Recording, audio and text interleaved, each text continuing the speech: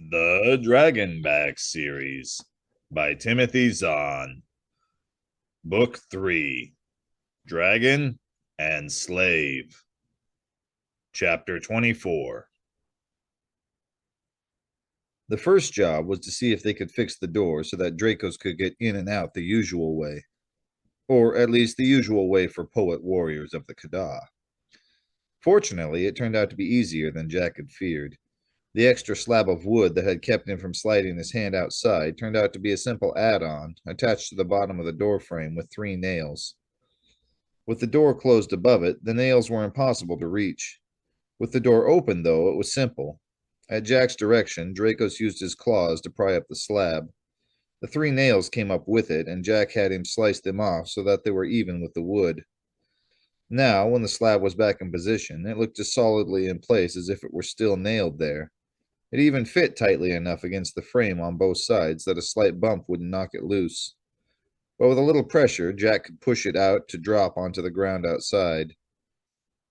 Or I can take it in with me and slide it back into position from inside, he explained to Dracos as he tested the fit.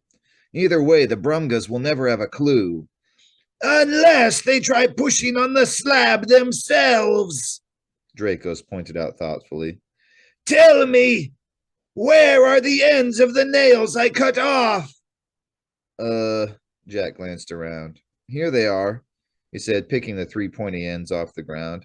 I was going to toss them into the bushes. Give them to me, Dracos said. Then lift the slab out of the way. Jack did so. Dracos delicately shoved the nail points back into the holes where they'd originally been, pressing them into place with his claws. There, he said. Now, if anyone examines them, they will conclude the nails simply rusted through and broke. Maybe, Jack said doubtfully. They don't look all that rusted to me. It will take a close examination to show the truth, Dracos said. They are not likely to have the time. He broke off, his ears twitching around toward the house. Someone is coming, he said quietly. Not a Brumga. Carefully, Jack peeked around the side of the frying pan. There was a figure coming toward them, all right, silhouetted against a crack of light from the open kitchen door. Definitely too small for a full-sized Brumga. Her thumbleness?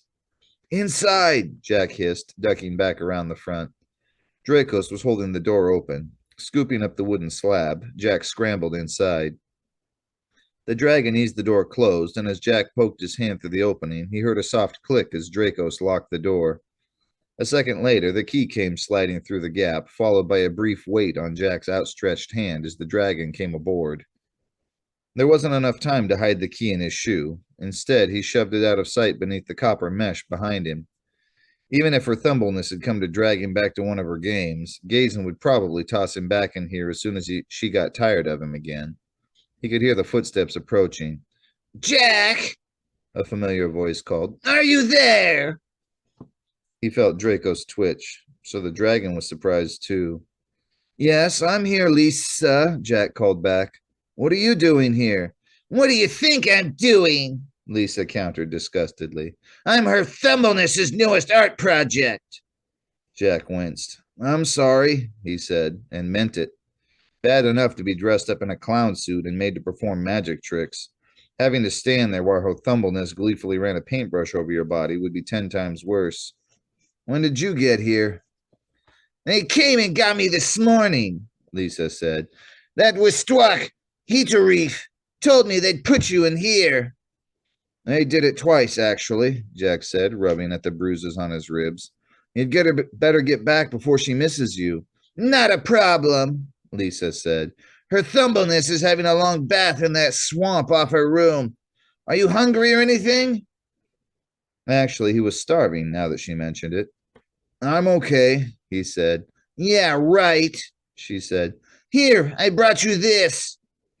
There was the sound of something scraping against the wood beneath the door. Jack tensed, but before he could move, Dracos's rear legs bulged out from his ankle to press against the wooden slab and hold it firmly in place. I swiped a few of these from the kitchen, Lisa added as something round and thin slid faintly into sight. They're cold and they don't taste all that good hot, but they're probably better than what you've got. Grilled sand would be better than what I've got, Jack grunted, prying up the copper mesh and pulling the round thing all the way in. It was some kind of pancake, he decided as he lifted it to his nose. It smelled odd, but no worse than some of the things he'd eaten in his travels around the Orion Arm. Thanks. Hang on, I've got 3 more, Lisa said. Catch! She passed the rest of the pancakes through the narrow gap. Hope that'll tide you over, she said as Jack pulled the last one in. It's getting chilly out here. You going to need a blanket or anything? I'm fine, Jack said. I don't want to sound ungrateful, but you'd better get out of here before one of the patrols sees you. I don't want your beating on my conscience. No, that's all right, she said with an audible sniff. You still have a conscience. I forgot. So, humor it already, Jack said. Thanks for the food. Now get lost. What about the blanket? She persisted. I've been in hot boxes before. They're pretty miserable at night.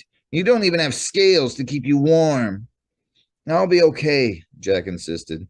Besides, you'll never get a blanket through that gap. I suppose, she agreed reluctantly. Look, I'll see what I can do. Don't go anywhere, okay? Jack grunted. Funny. I try. See you later. The footsteps moved off.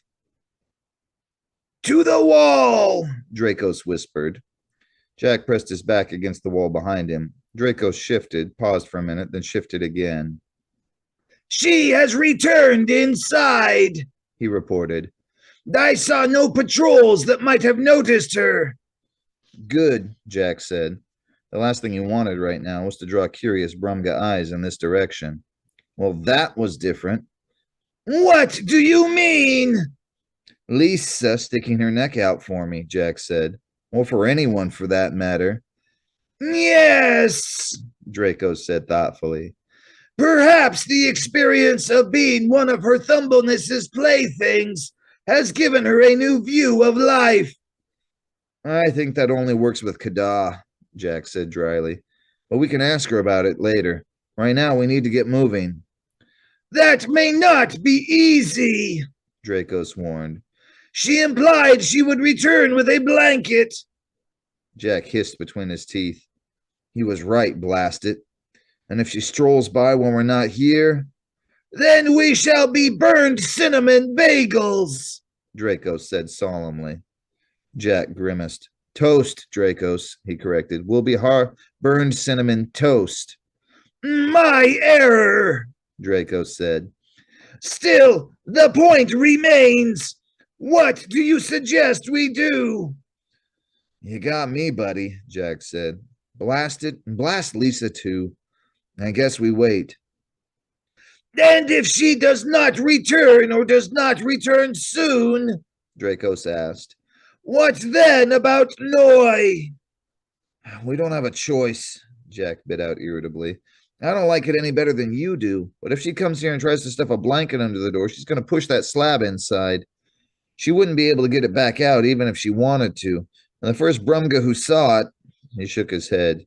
Burned cinnamon toast, all right. Butter side down. There was a moment of silence. There is one alternative, Draco said. You could stay here while I tend to Noi. Right, Jack said with a snort. He's lying in bed when a gold dragon pops in to have tea and scones with him. Nothing strange about that. Definitely nothing he'd think to mention to anyone else. He will not see me, Dracos promised. I can deliver the food and juices without him noticing. No, Jack said firmly. We can't risk it. The dragon seemed to sigh. Then Noi will have no help from anyone. Jack bit down hard on his lip in frustration. But Dracos was right. Fine, he growled. So go. Just be careful. I will, Dracos said. He lengthened his stretch off of Jack's ankle, pushing the wooden slab outside. Jack stuck his hand through the gap, and with a surge of weight, Dracos was out. I will be back soon, the dragon promised softly through the door as he pushed the slab back into place. Do not go anywhere! Jack rolled his eyes. Everybody's a comedian, he muttered under his breath. But Draco's was already gone. Settling himself as comfortably as he could in the cramped space, Jack began nibbling on the cold pancakes Lisa had brought, and tried hard not to think about the danger out there, to Draco's and to Noy. It was going to be a very long night.